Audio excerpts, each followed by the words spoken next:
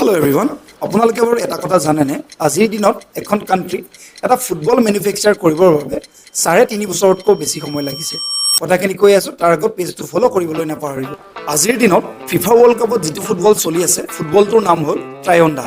আৰু এই ট্ৰায়ন্ডা বলটো বনাবৰ বাবে ইউএছএ নিচিনা কান্ট্ৰি এখনক 3.5 বছৰ সময় লাগিছে কিয়নো এই বলটো বহুত স্পেশাল হয়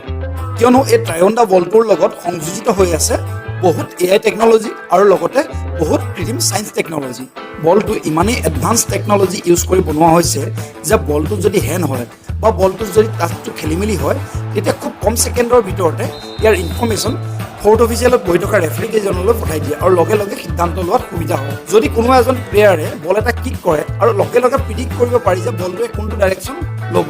গতিকে খুব এডভান্স টেকনলজি ব্যৱহাৰ হৈ এই বলটো নিৰ্মিত হৈছে আৰু ইয়াতকৈ ইন্টাৰেষ্টিং কথা এইটোৱে যে বৰ্তমানলৈকে যিমান ফিফা ওয়াৰ্ল্ড কাপত